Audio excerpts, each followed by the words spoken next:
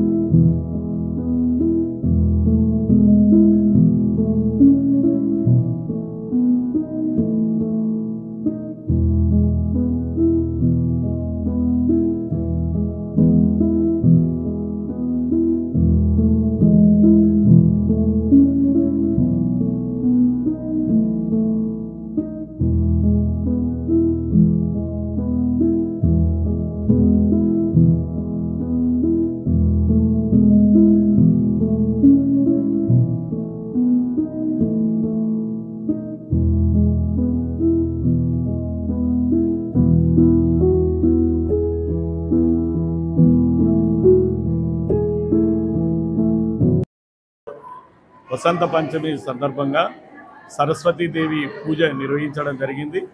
చాలామంది పేరెంట్స్ ఈరోజు ఇప్పటికే మోర్ దాన్ 30 అడ్మిషన్స్ జరగడం జరిగింది. ఈ అందరిలో కూడా వసంత అంటే ప్రతి ఒక్కరి జీవితంలో వసంతం రావాలి. వసంతం అంటేనే చాలా పచ్చదనము, అన్ని రకాలైన సంతోషాలతో కూడుకున్నది. కాబట్టి ప్రతి విద్యార్థికి కూడా వసంతము అంటే మంచి ఎడ్యుకేషన్ రావడమే వసంతంతో కూడుకున్నది. కాబట్టి ఈ వసంత పంచమి సందర్భంగా స్టూడెంట్స్ అందరికి కూడా మంచి ఎడ్యుకేషన్, ఆయురారోగ్యాలు, తర్వాత వాళ్ళకు కావలసిన అన్ని సదుపాయాలు మా స్కూల్ నందు మేము ఏర్పాటు చేస్తున్నామని చెప్పుకోవడానికి గర్వపడుతున్నాను.